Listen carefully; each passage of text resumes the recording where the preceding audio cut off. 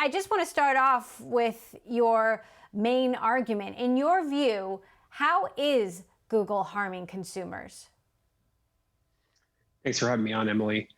Well, today, when a mom does a search for a pediatrician on Google, instead of being matched with the best information from across the web, Google effectively siphons that user into a walled garden. And this is done literally billions of times a week in the United States. Local search is the most common thing that people do on Google. And so when Google starts mismatching users with objectively lower quality information instead of great stuff from across the web, consumers are being harmed because they're getting lower quality information. And in antitrust, a loss of quality can actually be substituted for an increase in price. Now, when Larry Page and Sergey Brin left Google, you had quite a provocative tweet. You wrote, "It is about two guys who founded a legally shady monopoly and have never publicly answered for it, sprinting toward escape hatches as law enforcement closes in." How do you back that up? Well, the entire organization of Alphabet is still technically run by Page and Brin. They have voting control of the company. So, in retrospect, all of that restructuring was a bit of a corporate restructuring sort of Houdini act in order to buffer them from any kind of scrutiny.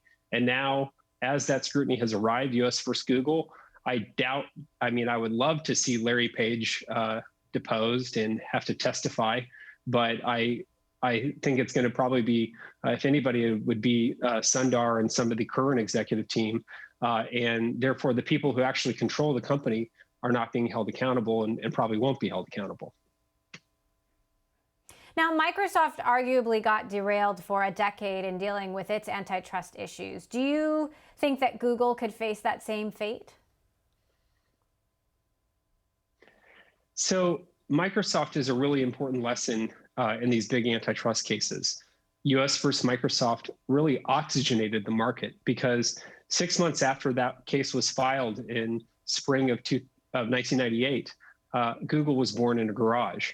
And so what happened was Microsoft spent the entire 90s sort of bulldozing into adjacent markets.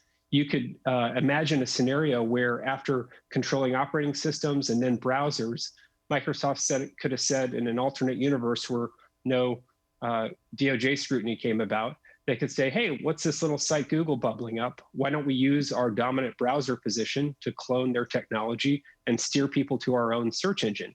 Instead, US versus Microsoft brought down the hammer. It sort of paralyzed this tendency for Microsoft to go into these adjacent markets. And a little bit of runway was provided for a company that initially unlocked all this great innovation and content creation on the web. It's hard to decouple the rise of Web 2.0 from the rise of Google.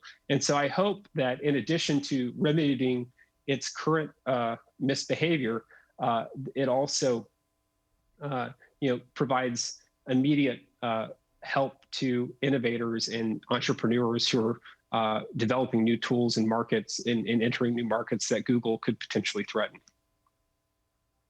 Now, Google says the case is flawed, that consumer choice is alive and well, that consumers choose to use Google and Google services because they want to, not because they have to. In the case of Yelp, the counter would be Google reviews. What is your response to that? And how has the rise of Google reviews impacted or hurt Yelp?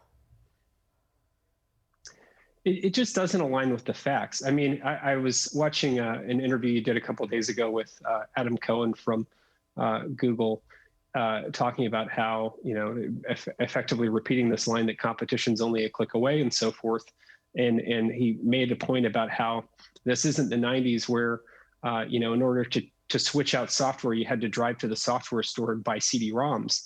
I actually went back and looked at the data. It turns out that people were more likely in 1997 to change their operating system to Linux than people today are to go tinker with their smartphones and change their Google defaults to DuckDuckGo or Bing.